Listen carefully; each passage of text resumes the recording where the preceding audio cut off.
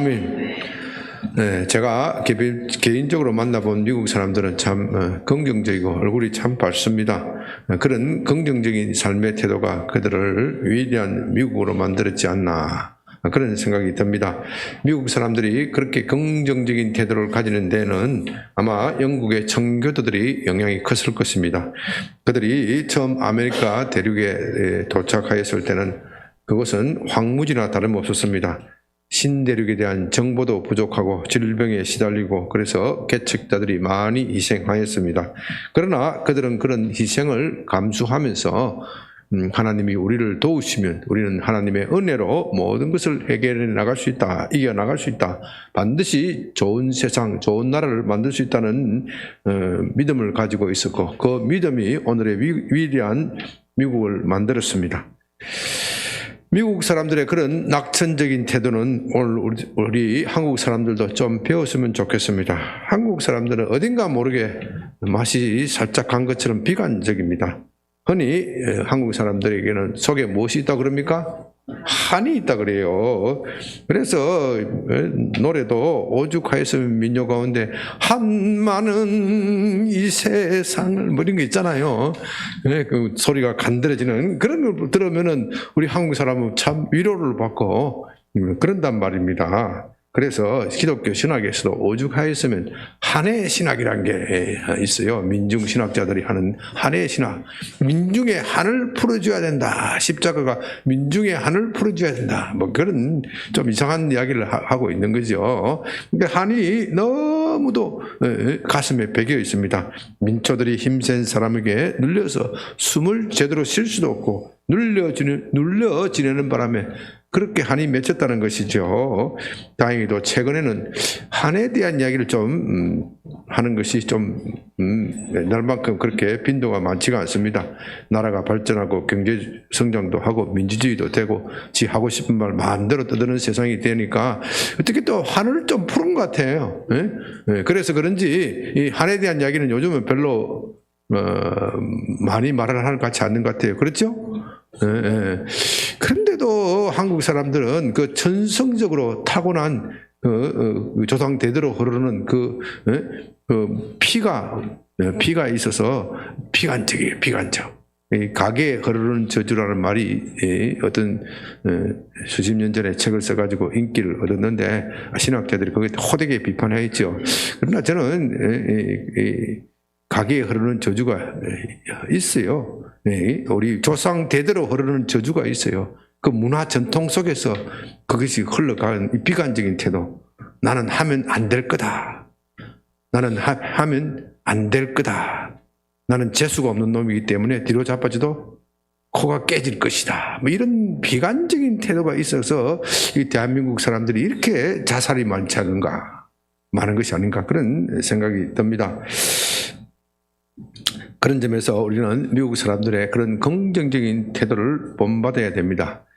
그런데 미국 사람이 이렇게 긍정적인 건 좋지만 좀 지나친 면도 있습니다. 특히 미국 교회는 번영신학이라는 것이 있어 지금도 아주 매우 강한 영향을 미치고 있고 또 우리나라 교회에도 큰 영향을 끼치고 있습니다. 번영신학이라는 신학이라는 것은요, 신학적으로 딱 뭐 개념적으로 정의된 것은 없지만 대충 하나님을 믿으면 모든 것이 잘 풀리고 일이 잘 된다. 건강해지고 행복해진다. 하나님은 내가 행복해지고 건강해지고 부자가 되고 성공하기를 바라고 출세하기를 바란다. 문제는 나의 태도다. 내가 긍정적인 태도로 이 세상을 살면 반드시 잘 되게 되어 있고 부자가 되게 되어 있고 성공하게 되어 있다. 그럼 많이 들어봤죠? 이걸 번영신학이라고 합니다. 어떤 면에서는 우리나라의 기복신앙과 일맥상통하는 면이 있지만 좀 다른 것이 있습니다. 우리 기복신학에는 긍정적인 태도 이런 것이 없어요. 그냥 안 되니까 비나이다 하는 것이지만은 이 번영신학은 이 긍정적인 태도, 사람에게 아주 긍정적인 삶에 대해서 긍정적인 자신을 심어주고 하면 된다. 우리나라에도 크게 영향을 끼쳐서 하면 된다. 우리 경제 발전 때 박정희 대통령께서 하면 된다는 것으로 우리 국민들에게 긍정 정신을 불러일으키지 않습니까? 그런 면에서는 기복 신앙과는 조금 다릅니다. 이런 번영 신학의 흐름에 있는 인물로서는 우리가 잘 아는 여러분들이 좀 오래된 분이긴 하지만 오랄 로버츠, 베니 힌, 현대에 와서는 요즘 와서는 텍사스에 목회하시는 조엘 오스틴 목사님, 우리나라에서는 조영기 목사님, 대형계 목사님들이 대개 번영신학에 영향을 받고 있다. 그렇게 이야기를 하고 있습니다. 저는 그런 분들이 번영신학의 계열에 섰는지 그런 것은 확실히 알지 못합니다. 그런 것을 분석하려면 그분들이 전 설교를 듣고 평가를 해야 되지 한두 편의 설교를 가지고 그렇게 말할 수는 없습니다. 그런데 예수를 믿으면 확실히 복을 받습니다. 이건 확실한 겁니다. 그러나 문제는 우리가 복과 함께 고난도 받는다는 겁니다. 변형신학, 기복신학이 문제가 되는 것은 그들이 복을 강조하는 것이기 때문이 아닙니다.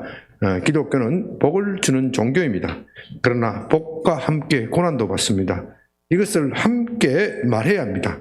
하나님은 우리가 행복해지고 성공하기를 바라는 것은 이것은 명백한 사실입니다. 우리도 자식을 키울 때 자식이 행복하고 성공하기를 바라지 누가 비참하게 살아가기를 바라겠습니까? 그처럼 하나님도 그것을 원하십니다.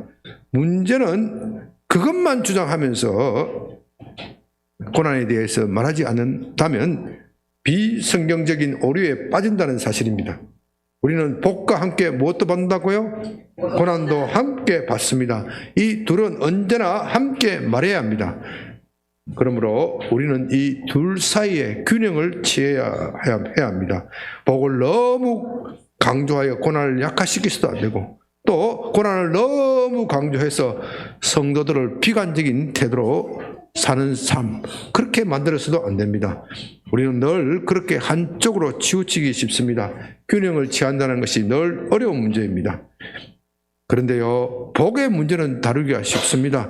그러나 고난의 문제는 다루기가 어렵습니다. 복은 그냥 성경에 나와 있는 대로 하나님의 말씀에 순종하면 복을 받는다. 믿음을 가지면 기적이 일어나고 복을 받는다. 그렇게 하면 되는 겁니다.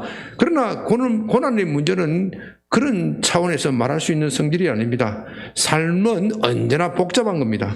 우리가 이론적으로 설명할 수 없는 그런 분야가 너무 많이 일어납니다. 그리스도인이 당하는 고난도 그렇습니다. 여러분은 절대로 여러분이 당하는 고난에 대하여 가볍게 생각해서는 안 됩니다. 특히 다른 사람이 당하는 고난에 대해서는 더욱 그렇습니다. 단순히 그 사람이 죄가 많아서 그런 것이다, 그렇게 징벌을 받는 것이다, 그렇게 말한다면 큰 코 닥칩니다. 그건 그 사람에게 큰 상처를 줄 수도 있습니다.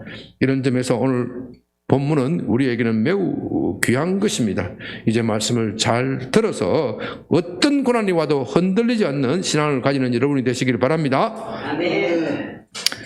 8장 17절, 자녀이면 또한 상속자 곧 하나님의 상속자요 그리스도와 함께한 상속자이니 우리가 그와 함께 영광을 받기 위하여 고난도 함께 받아야 할 것이라. 지난주 강의에서 우리는 예수님의 거룩한 보혈로 하나님의 자녀가 되었음을 살펴보았습니다. 자녀의 특권은 아버지를, 하나님을 아버지라고 부른다는 사실입니다. 아버지를 아빠라고 부르지 못하는 사람은 그 가정에는 뭔가 문제가 있는 겁니다. 자녀가 아버지에 대한 상처가 있다면, 아버지에 대해서 실망한다면 아빠를 부르지도 않고 또 부르기도 어려울 겁니다. 마찬가지로 하나님과 우리 사이에 문제가 있으면 우리는 하나님을 선뜻 아버지라고 부르지 못합니다. 더더구나 아빠란 말은 더욱 그렇지요. 그러나 여러분이 구원을 받은 것을 확신한다면 언제든지 하나님을 아버지라고 부를 수 있어야 합니다. 그런데 이제 17절에서는 우리가 하나님의 자녀라면, 하나님의 상속자가 되었지만 그래도 무엇도 함께 받아야 한다고요? 고난도 함께 받아야 한다고 하였습니다. 아니, 하나님의 자녀가 되었으면 복만 주시면 될 것이지, 하나님의 풍성함만 주시면 될 것이지 왜 고난도 함께 주시는 겁니까? 이것은 참으로 중요한 문제입니다. 성도는 복도 받지만 고난도 함께 받습니다. 그렇기 때문에 우리는 이 고난의 문제에 대해서 깊이 연구해야 합니다. 그렇지 않으면 예수님을 믿다가도 나가 떨어질 수 있습니다. 다시 말씀드립니다. 우리는 예수 믿어서 구원을 받지만 고난도 함께 받습니다. 그런 점에서 번영신학이나 기복주의는 문제가 있습니다. 그들은 예수 믿으면 고난이 없다고 말하고 또 고난을 말하더라도 너무 가볍게 조금만 말하고 너무 쉽게 넘어갑니다. 요즘에는 목사들이 성도의 인기를 끌기 위하여 고난을 잘 말하지 않는 경향도 있습니다. 목사가 고난을 말하면 성도들이 싫어하지요. 고난에 대한 설교를 듣기를 좋아하는 사람이 누가 있겠습니까? 그런 사람이 있으면 그건 좀 뭐라 그러죠? 좀 자학적인 정상이 있는 사람. 그래서 성도들이 싫어하기 때문에 고난을 잘 말하지 않습니다. 또 신학교에서는 목회학 강의를 하시는 분들 가운데 간혹 여러분 대형교회 목사님 설교를 들어보십시오. 그들이 고난에 대한 설교가 어디 있습니까? 항상 예수 믿고 복 받는다. 그 소리를 해야 교회가 부흥되고 발전되는 법입니다. 그렇게 노골적으로 말하는 교수도 있어요. 그러나 여러분, 우리 교회의 목적은, 교회의 부흥의 목적은 숫자를 늘리는 것이 아니에요. 그리스도의 참된 제자를 키우는 것이 목회의 목적입니다.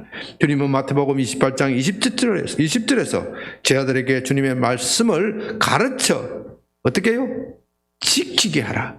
가르쳐 지키게 하라. 가르쳐 지키게 하는 것이 목회의 목적입니다.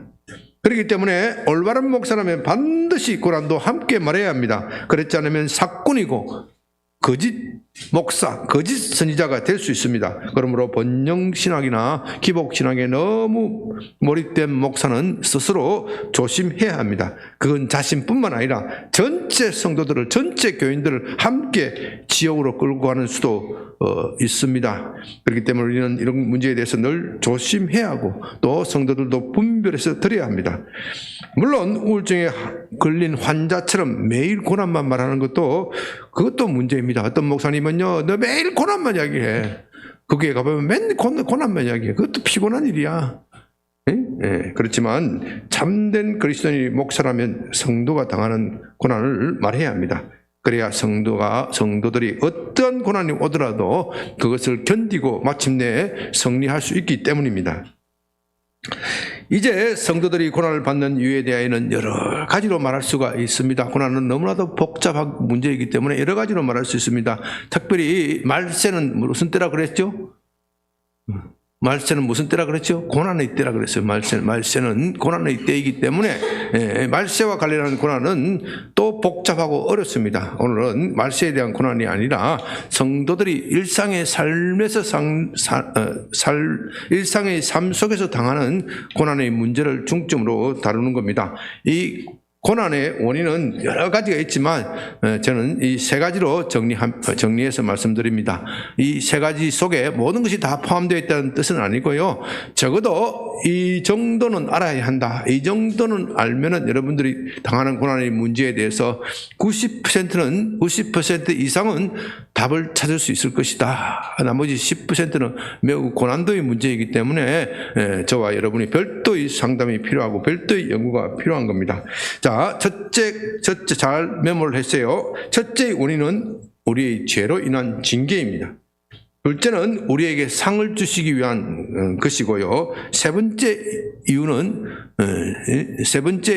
사명 때문에 그렇습니다. 첫째는 뭐라 그랬죠? 죄로 인한 징계. 두 번째는 상을 주기 위한 자격시험. 세 번째는 사명 때문에 그렇습니다. 먼저 첫째 이유를 살펴봅니다. 우리는 죄를 지으면 고난을 받습니다. 죄는 고난을 자초합니다. 여기에 대해서는 성경에서 너무나도 많은 것이 있기 때문에 특별히 따로 말할 것이 없습니다. 죄는 우리의 삶에 불행을 가져오고 고난을 가져옵니다. 잠시 죄의 열매가 아름답고 좋은 것 같지만 반드시 죄는 우리에게 불화를 가져오고 불행을 가져오고 파멸을 가져옵니다. 그렇기 때문에 히브리서 12장 7절 8절에서는 이렇게 말합니다. 너희가 참음은 징계를 받기 위함이라. 하나님이 아들과 같이 너희를 대우하시나니 어찌 아버지가 징계하지 않는 아들이 있으리요. 징계는 다 받는 것이거늘 없으면 너희에게 없으면 사생자요 친아들이 아니니라. 여기서 우리가 죄를 지을 때 징계를 받는 것이야말로 하나님의 아들, 하나님의 자녀됨의 참된 증거라고 말합니다. 죄를 짓는데도 그냥 넘어가면 자녀가 아닐 수도 있다는 것이죠. 옆집 아들이 죄를 지었는데 내가 무슨 간섭할 일이 무엇이 있겠습니까? 그러나 자기 자녀라면 어떻게 해요? 매를 때려서라도 바로 잡는 것입니다. 그러므로 우리는 죄를 짓고 징계를 받는다고 해서 낙담할 필요는 없습니다. 그건 내가 하나님이 자녀라는 증거임을 알고 오히려 감사해야 합니다.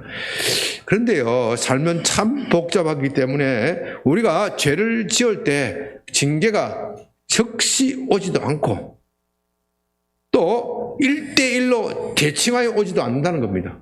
그렇죠? 그렇기 때문에 복잡합니다. 살아간다는 것이. 저 사람은 나보다 생활이 더 엉망이고 신앙생활 제대로 하지도 않는데 어떻게 복받고 잘 되는가고 하나님은 나만 가지고 맨날 패, 나만 가지고 맨날 때려. 우리 애들 키우면 보면 애들이 요즘 하나 있는 집안은 잘 모르겠지만 여럿이 키우면요, 한 놈 잡으면 아빠 왜 나만 가지고 그래? 아빠는 공정하게 하는 거예요. 그죠? 그런데 아이는 뭐라 그래요? 에이씨, 우리 손자놈도 새놈 보면 옛날 어릴 때 생각나요. 한 놈 잡으면 왜 나만 가지고 그래? 나만 가지고 죄를 가만히 놔두고. 그렇다는 거예요. 그래서 이게 참 복잡합니다.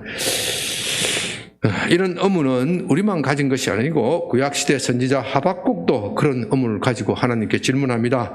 하나님 이스라엘이 아무리 죄를 지었다고 하더라도 그렇지 어떻게 저 무도한 우상 숭배자인 바벨론이 이스라엘을 짓밟을 수 있습니까? 그는 납득이 안 돼요. 하나님께 묻고 또 묻습니다.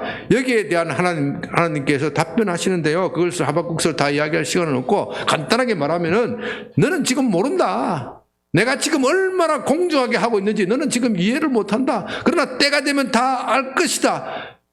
그것을 믿고 기다리라. 그래서 하박국 끝에는 뭐라고 합니까? 의인은 믿음으로 말미암아 살리라 하는 거예요. 난 지금 일어나는 모든 일을 상황을 다 모른다. 그러나 하나님은 공정하신 분이기 때문에 반드시 모든 것을 공정하게 바로 잡아 놓으실 것이다. 아니, 바로 잡고 있는 과정에 있는데 내가 그것을 이해하지 못하는 것일 뿐이기 때문에 나는 믿음으로 받아들이겠다. 그래서 의인은 믿음으로 말미암아 살리라고 고백하는 겁니다. 그러므로 이 징계에 대한 해결책은 죄를 회개하고 징계를 달게 받는 것입니다. 징계를 받을 때 쓸데없이 변명하면 어떻게 해요? 매만 늘어납니다. 우리도 아이를 키울 때 아이가 잘못을 인정하지 않고 왜 아버지 내만 그러시오 하면 어떻게 해요? 매를 더 때리는 거죠. 더 화가 나서 때리는 겁니다. 잘못을 인정하면 빨리 매를 놓을 것인데 잘못을 인정하지 않는 바람에 매를 벌고 있는 것이죠. 그래서 야고보서 1장 11절 14절에서는 이렇게 말합니다.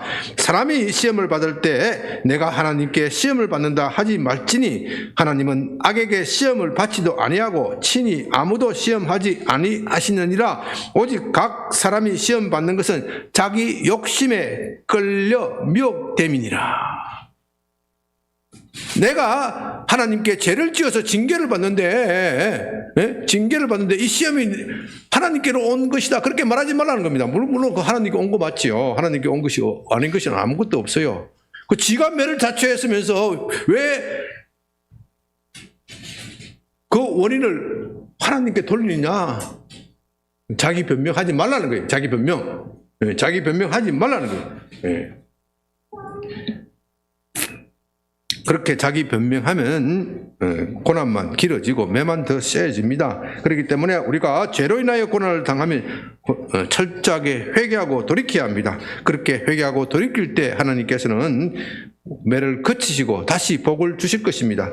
왜냐하면 하나님의 징계는 고통을 주는 데 목적이 있는 것이 아니라 우리로 하여금 돌이키고 회개하고 바른 길로 가게 하기 위한 것이기 때문입니다. 둘째로 하나님은 우리에게 상을 주시기 위하여 고난을 허용하십니다.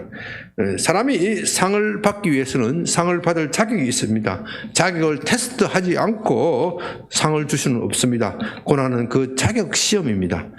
이 점에 대해 야고보서 1장 12절, 그 바로 앞구절이죠. 시험을 받는 자는 복이 있나니 이는 시련을 견뎌낸 자가 주께서 사랑하는 자들에게 약속하신 생명의 면류관을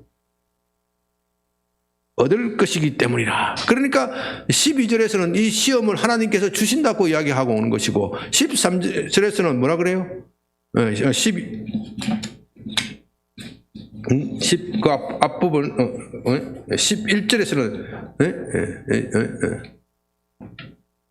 시험 받을 때, 사람이 시험 받을 때 하나님께 온다고 말하지 말라. 그렇게 말하기 헷갈리고 그게 아니고 자세히 들어보면 정리가 되는 겁니다. 하나님께서는 우리에게 복을 주시기 원합니다. 그러나 우리가 복을 받기 위해서는 반드시 시험을 거쳐야 합니다. 그 시험을 견디지 못하면 어떻게 돼요? 탈락합니다. 아니, 탈락하는 것이 아니라, 탈락하면 차라리 좋겠는데, 하나님은 반드시 우리에게 복을 주시려고 하기 때문에 재시험을 당합니다. 재시험을 당해요. 언제까지요? 시험에 합격할 때까지. 여러분은 하나님이 우리에게 얼마나 복을 주시기를 원하시는지 아십니까?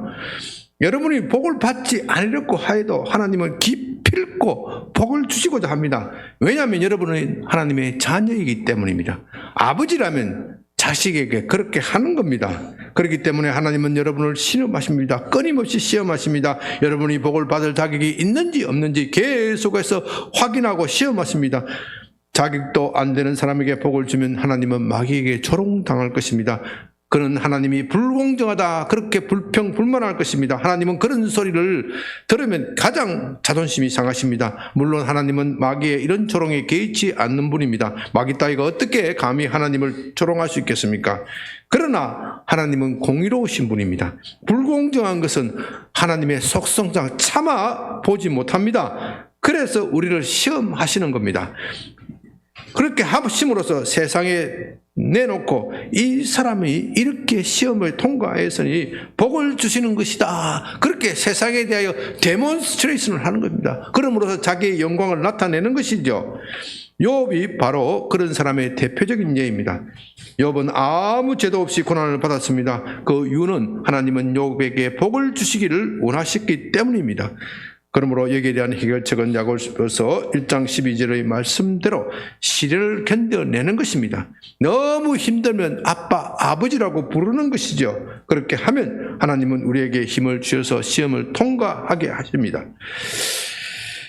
셋째로, 우리는 하나님께로부터 받은 사명 때문에 고난을 당합니다. 여기에 대해서 마태복음 5장 10절 12절에서 예수님은 이렇게 말씀하십니다. 의를 위하여 박해받는 자는 복이 있나니 천국이 그들의 것임이라. 나로 말미암아 너희를 욕하고 박해하고 거짓으로 너희를 거슬려 모든 악한 말을 할 때에는 너희에게 복이 있나니 기뻐하고 즐거워하라. 하늘에서 너희의 상이 큼이라. 너희 전에 있던 선지자들도 이같이 박해하였느니라. 주님은 우리보다도 앞서 계셨던 선자들도 고난을 받았다고 말씀하십니다. 그분들이 고난을 받은 것은 그들이 자신의 죄 때문도 아니고 또 하나님이 그들에게 복을 주시기 위한 것도 아닙니다. 순전히 하나님의 사명 때문입니다. 하나님이 그들에게 맡겨주신 그 일 때문에 그들이 고난을 받습니다. 그와 같이 우리는 주님이 우리에게 맡겨주신 사명 때문에 고난을 받습니다. 고난이 없다면 그건 사명도 아닙니다. 그건 누구나 할 수 있는 겁니다. 고난이 없이 하나님의 심부름하는 것은 그건 누구나 다 할 수 있는 일이에요. 우리는 누구나 다 할 수 있는 그 일을 가지고 사명이다, 그렇게 말하지는 않습니다.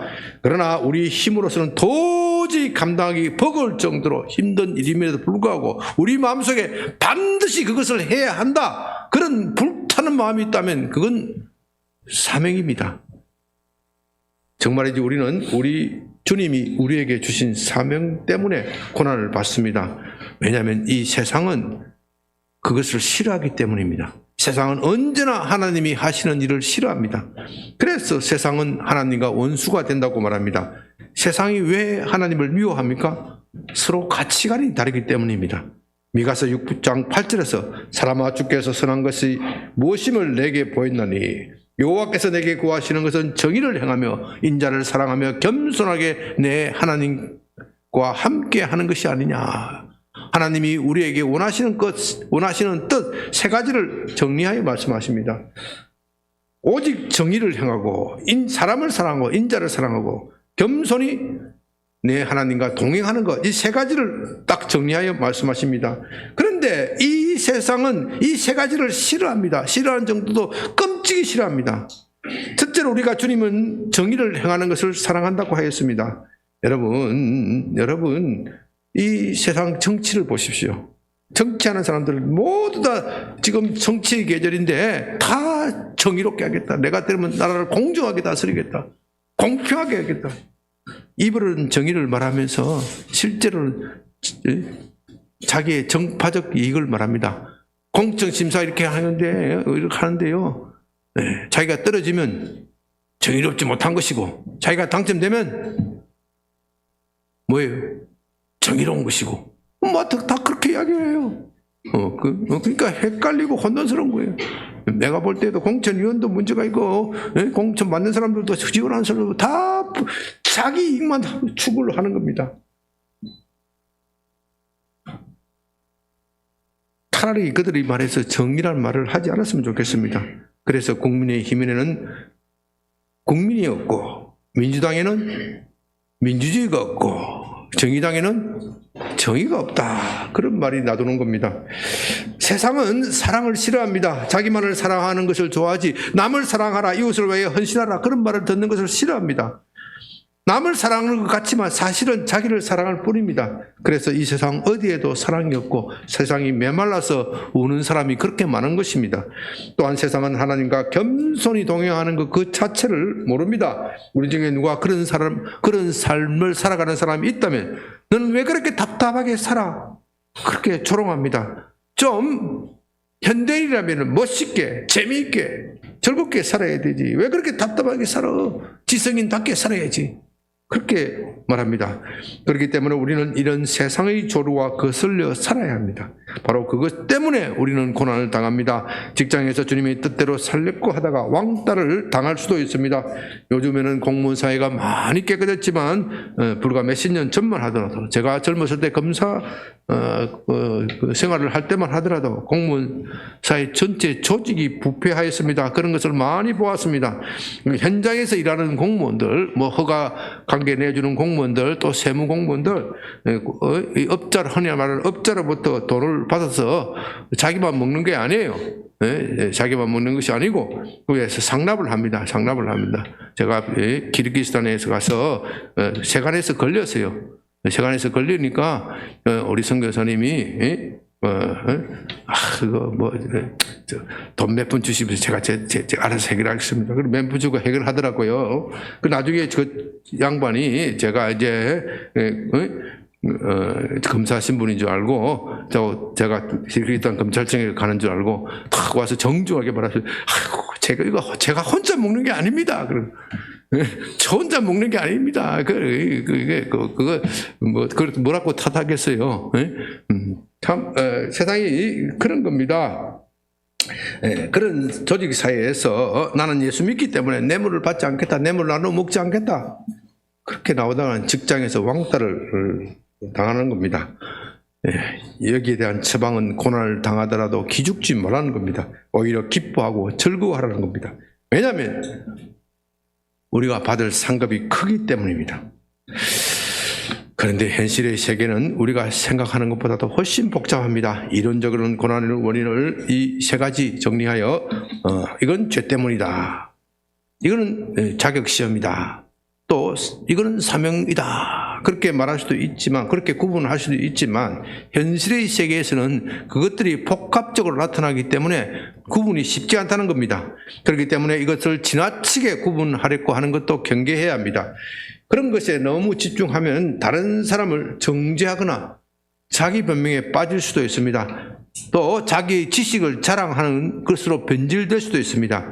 우리는 그런 것보다는 고난을 통하여 하나님께서 우리에게 무엇을 말씀하시는지 고난을 통해 다시 말씀드립니다. 고난 속에서 하나님께서 말씀하시는 것이 있어요. 그 말씀에 집중해야 합니다. 고난을 통하여 하나님의 음성을 들어야 합니다. 그렇게 될 때 우리의 영혼이 정죄가 되고 하나님께 더 가까워지는 겁니다. 그래서 시편 109편 71절에서 고난 당하는 것이 내게 유익이라. 내가 고난을 당함으로써 이로 말미암아 내가 주의 율례를 알았습니다. 제가 주의 율례라는 것은 다른 말로 하면 하나님의 뜻을 말하는 겁니다. 내가 고난을 당해보았더니 이제 하나님의 뜻을 알게 되었습니다. 그러니까 우리는 이것이 죄로 인한 것이다, 이것이 상 주기 위한 것이다, 사명 때문이다, 이건 너무 하지만 이게 복합적인 거기 때문에 그것보다는 이 고난 통해서 하나님께서 내게 무엇을 말씀하시는지 거기에 길을 쫑긋해야 하는 겁니다. 제가 당한 고난만 하더라도 그렇습니다. 제가 소망 교도소장으로서 억울하게 고발을 당하고 자리에서 쫓겨나고 재판을 받는 것은 정말 억울한 일입니다. 그건 제가 자신 있게 말할 수 있는데요. 분명히 의를 위한 고난입니다. 그렇기 때문에 제가 다 모든 것에 대해서 무죄를 받았지 않겠습니까? 그런 점에서 그건 저의 죄 때문이 아닙니다. 그런데 이제 여러분 앞에 솔직하게 말하는데 그건 저의 죄 때문이기도 합니다. 그 죄는 사람들이 알지 못하는 것입니다. 아니, 사람들은 그런 것을 죄라고 부르지도 않습니다. 그러나 하나님 앞에서는 엄청난 죄입니다. 그 죄는 저의 교만입니다. 하나님은 제 교만을 다루기 위하여 그렇게 엄청난 시련을 당하게 하신 것입니다. 솔직하게 저는 아직도 이 교만의 죄를 완전히 정복하지 못합니다. 그러나 제가 이 엄청난 시련을 통과했을 때 사람들은 제게 위로하면서 축하하면서 흔히 하는 말로 그렇게 노골적으로 표현하지 않지만은 이제야 인간이 됐구나. 네가 이제야 인간이 되었구나. 이제야 네가 이제 목사 같아. 그런 식으로 말을 합니다. 또 저는 이런 고난을 통하여 엄청난 복을 받았습니다. 그 복은 물질의 복이 아닙니다. 세상의 복이 아닙니다. 물질로 그런 것으로 표현할 수 없는 복입니다. 제 영혼은 정죄가 되었고 하나님과 더욱 가까워졌습니다. 우리의 영혼을 정화하는 것은 복이 아니라 고난밖에 없어요. 성경을 보는 눈이 달라졌고 또 제 설교도 달라졌습니다. 그래서 고난은 제게 유익이 되었습니다. 그래서 저는 감사하고 있습니다. 그렇기 때문에 고난의 원인이 죄 때문이다. 복을 받기 위한 자격시험이다. 사명 때문이다. 그렇게 분석적으로 나올 필요가 없습니다. 그건 복합적으로 나오는 것이기 때문에 하나님을 신뢰하고 기뻐하고 즐거워하고 하나님의 뜻이 무엇인지 그것을 발견하고 그것을 향하여 나아가면 되는 겁니다. 참으로 감사한 것은 하나님은 우리가 감당하지 못할 시험은 주지 않는다는 것입니다. 그리고 시험 당할 때 피할 길도 열어주신다는 것입니다. 고린도전서 10장 13절 사람이 감당할 시험 밖에는 너희가 당한 것이 없나니 오직 하나님은 미쁘사 너희가 감당하지 못할 시험 당함을 허락하지 아니하시고 시험 당할 즈음에 또한 피할 길을 내사 너희로 능히 감당하게 하시느니라. 하나님은 미쁘시다는 것은 믿을 만한 분이다. 신뢰할 만한 분이다. 하나님이 우리에게 고난을 주시는 것은, 고난을 겪게 하시는 것은 고통을 주기 위한 것이 아닙니다. 우리를 성장시키게 하기 위한 겁니다. 영광의 그날을, 그렇기 때문에 고난은 영광의 그날을 장식하기 위한 장식품일 뿐입니다. 무엇보다도 하나님은 우리의 능력 밖에 있는 고난을 주시지 않는다는 것입니다. 설령 그런 고난이 와더라도 어떻게 해요? 피할 길도 열어주신다는 겁니다. 그렇기 때문에 우리로서는 고난에 대하여 너무 두려워할 필요가 없습니다. 하나님을 신뢰하고 담대히 나아가면 되는 겁니다. 이제 18절에서는 우리가 고난을 당할 때 어떻게 해야 할지에 대하여 말합니다. 생각하건대 현재의 고난은 장차 우리에게 나타날 영광과 비교할 수 없도다. 먼저 우리는 고난 당할 때 생각해야 합니다. 생각해야 합니다. 기독교는 생각하는 종교입니다. 생각도 없이 교리를 맹목적으로 믿는 것, 이건 기독교가 아닙니다. 그렇게 하다가는 큰 낭패를 당할 수가 있습니다. 물론 어떤 단계에 와서는 우리의 지성이나 이성을 포기하고 그것을 포기하고 모든 것을 받아들이고 수용해야 할 단계도 있습니다. 그러나 우리가 생각한다고 해서 다 알 수 있는 것도 아니지요. 그러나 우리가 할 수 있는 범위 내에서는 알아내놓고 힘을 써야 합니다. 하나님은 우리의 이성을 무시하지 않습니다. 오히려 차분하게 생각하고 진리를 탐구하라, 그렇게 말씀하십니다. 히브리서 3장 1절에서는 우리가 믿는 도리의 사도이신 예수를, 우리가 믿는 도리의 사도이시며 대제사장이신 예수를 깊이 생각하라, 그렇게 말씀하십니다. 우리가 예수를 깊이 생각한다면 예수님이 옳은 것을 알게 되고 우리 삶의 문제에 대해서 예수님도 그렇게 하셨으니 나도 그렇게 가리라, 그렇게 답을 찾을 수 있는 것입니다. 그러나 깊이 생각한다고 해서 아무 것이나 자기 마음대로 생각하라는 뜻은 아닙니다. 성경을 깊이 생각하고 연구하면서 진리를 탐구하라는 것입니다. 그렇다면 우리는 무엇을 생각해야 합니까? 고난당한 사람은요, 자기 고난만 생각하기 쉽습니다.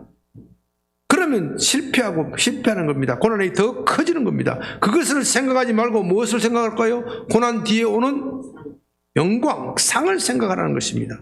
우리는 생각을 잘해야 합니다. 생각하라고 해서 아무렇게나 생각하면 망하게 되어 있습니다. 생각을 잘해야 돼요. 생각을.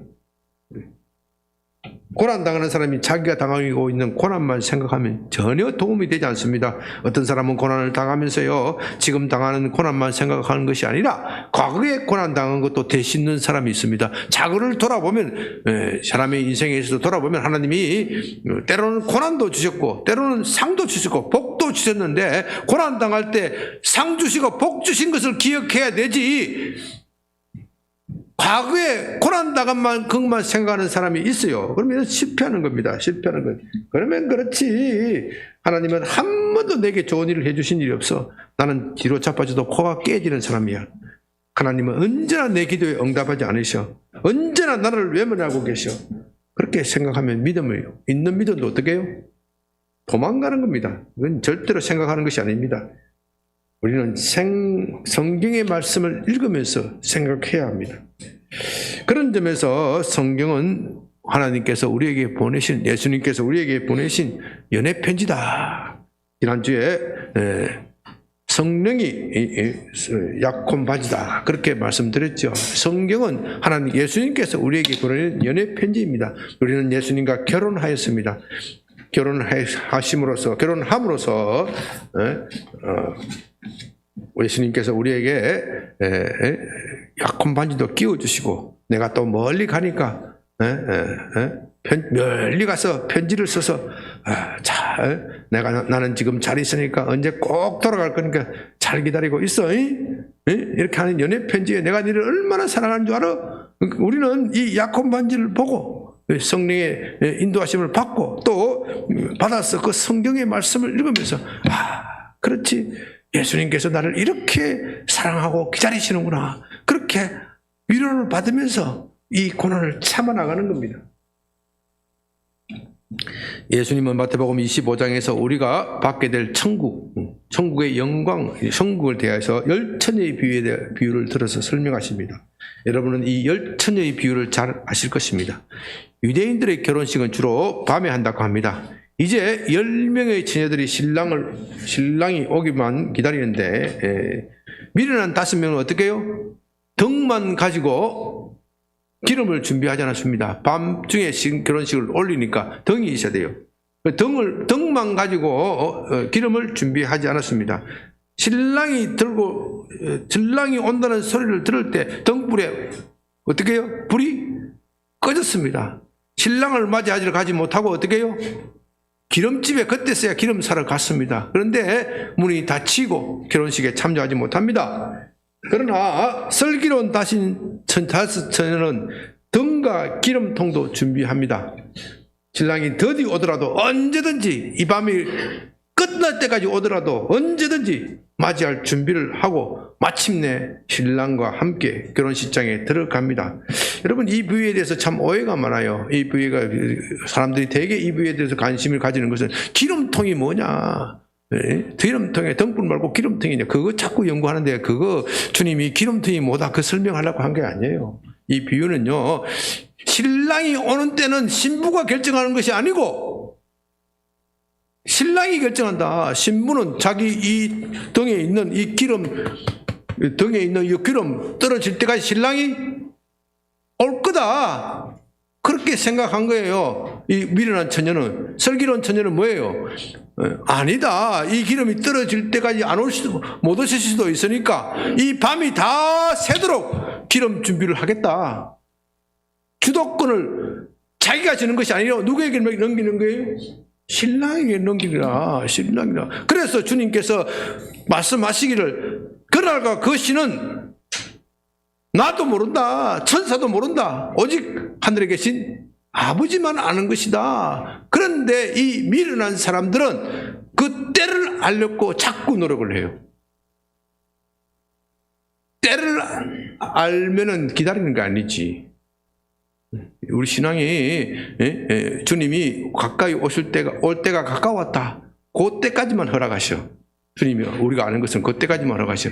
그러나 언제 어느 시점에 오실지는 비밀로 감추어 주셨어. 왜? 그때만 알면은 실컷 놀다가 그날만 준비하면 될 거 아니에요. 그날만 준비하면 될 거 아니에요. 그건 믿음이 아니야. 그거는 이기적인 거야. 그날 그 시를 모르는 것이 묘미가 있는 거예요. 그날 그 시를 모르기 때문에 믿음을 가지라는 거예요. 믿음을 가지라는 거예요. 그런데 세상은 거꾸로 생각하는 거예요. 그날 그 시를 모르는 사람은 믿음이 부족해서 그날 그 시를 모른다. 그렇게 이야기를 하는 거예요. 그건 지 생각이지. 마귀적인 것이지. 그날 그 시는 아무도 모른다. 다만 주님께서 우리에게 징조를 보여주셨으니까 그때가 가까웠음을 알라. 그렇게 말씀하시지. 그날 그 시를 알라고 말씀하시는 게 아니에요. 다시 말해서 열추녀의 비유에서 주님께서 말씀하시고자 하시는 것은 그날 그 시는 아무도 모르기 때문에 너희가 인내로서 참고 기다려야 한다. 인내로서 참고 기다려야 한다. 그 말씀입니다. 사도 바울은 우리가 장차 받게 될 영광에 대하여 고린도전서 2장 9절에서 하나님이 자기를 사랑하는 자들을 위하여 예배하신 모든 것은 눈으로 보지 못하고 귀로 듣지 못하고 사람의 마음으로 생각하지도 못하겠다. 그렇게 말합니다. 우리가 장차 받게 될 영광은 지금 우리 눈으로서는 볼 수 없을 만큼 찬란한 겁니다. 또 귀로 들을 수 없을 만큼 크고 광대합니다. 아니 우리 사람들의 모든 상상을 초월할 정도로 영광스럽고 빛난 것입니다. 사람의 말로서는 도저히 표현이 안 된다. 그런 뜻입니다. 우리는 이것을 생각하면서 오늘을 인내해야 합니다. 오늘날 우리의 문제는 이런 것을 생각하지 않는 데 있습니다. 우리 앞에 닥치는 고난을 너무 거기에 집착해서 그것만 생각하는 것에 우리의 문제가 있습니다. 장래의 영광은 너무나도 멀리 떨어져 있기 때문에 실감이 나지 않습니다. 실감이 나지 않기 때문에 생각하지 않는 것입니다. 그러나 그것을 생각하지 않으면 현실에 몰입하게 됩니다. 현실에 몰입하게 되면 염려와 근심에 쌓이게 되고 생활의 염려에 근심이 쌓이게 되고 결국 우리가 가지고 있던 이 조그마한 믿음도 잃어버릴 수가 있습니다. 그렇기 때문에 우리 그리스도인들은 장래의 영광을 생각해야 합니다. 현실에 몰입되면 안 됩니다. 여러분 제가 특히 나이 드신 분들 병원이나 가정을 신방할 때 늘 제가 강조하는 말이 있습니다. 나이 드신 분 80, 90, 70, 80, 90 넘으면 어디가 몸이 하나가 고장나 있어요. 어떤 분은 당뇨병, 어떤 분은 고혈압, 어떤 분은 치질, 어떤 분은 뭐 가슴이 안 좋다, 어떤 분은 무릎이 안 좋다, 어떤 분은 뭐 별별 다 질병이 다 가지고 있어요. 아이고 어떻게 살아. 목사님 오셨으니까 안수해서 빨리 낫게 해주세요. 빨리 나오면 실력 있는 목사고 빨리 안 나오면 실력이 없는 목사. 뭐 그렇게 그런데 그렇죠. 제가 그렇게 물론 뭐 맡기를 기도하지만은 집사님, 장로님, 권사님 이 고난이 왜 나이가 들면 병드는 줄 아십니까? 세상에 대한 집착을 끌어라는 겁니다. 세상에 대한 집착을 끌어라는 겁니다. 당신이 오늘 당신이 예수 믿고 소망하는 바는 활발하게 살다가 내일 주님께서 딱 데려가는 것이죠. 그러면 얼마나 좋겠습니까? 그런데 내일 당장 주님께서 데려가시면 당신은 틀림없이 지옥 갑니다. 당신이 지금까지 세상에 자기 마음대로 살고 예수 믿는다고 하면서 엉뚱한 삶을 살았는데 하나님이 당신을 천국으로 데려갈 이유가 어디 있습니까? 그런데요, 몸에 탈이 나고 고장이 나고 시작하면요, 하나님이 세상 살기 싫어요. 하나님이 세상 살기 싫어요. 이 세상 집안에 우환이 나고 말이지, 막 집안에 풍지박살 나면은요, 아이고, 하나님이 세상 살기 싫어요. 빨리 데려가 주세요. 빨리 데려가 주세요. 빨리 주님 가실 계신 그곳 얼른 가고 싶어요. 그런 마음이 자꾸 드는 거예요. 그러면 어떻게 되느냐? 주님 안 데려가셔.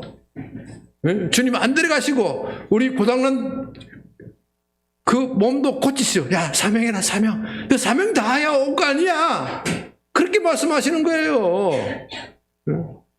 그런데 이거 막 자기 나이 들어서 자기 병만 집착하면요, 괴로움만 더할 뿐이에요. 괴로움만 더해요.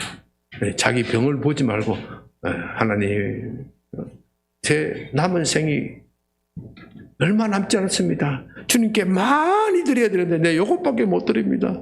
주님 요거라도 받아주시고 남은 건강 잘 챙겨서 주님 나라 위해서 살다가 갈게요. 그러면요, 하나님이 요 캐파시티를 넓혀주신다니까요. 넓혀주신다니까요. 그렇지 않고 하나님 요거 빨리 고쳐주세요. 거기만 집착하면 고난만 계속 길어지는 거예요. 사랑하는 여러분, 이제 말씀을 마치겠습니다. 고난을 좋아하는 사람이 어디 있겠습니까? 고난은 누구나 다 싫은 겁니다. 그러나 주님은 우리에게 고난을 주십니다.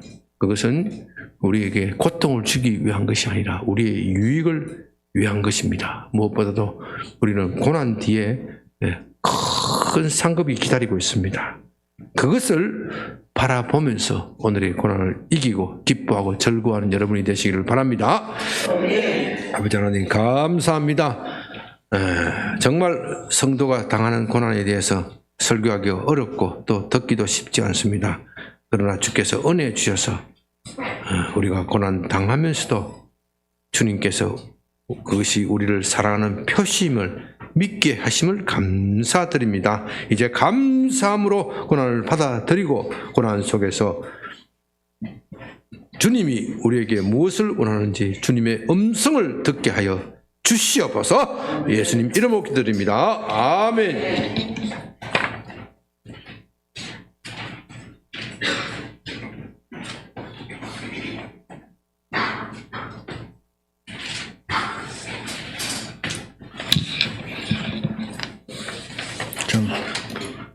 방금 들은 말씀을 깊게 생각하면서 찬송가 331장 영광을 받으신 만유의 주여를 부르도록 하겠습니다.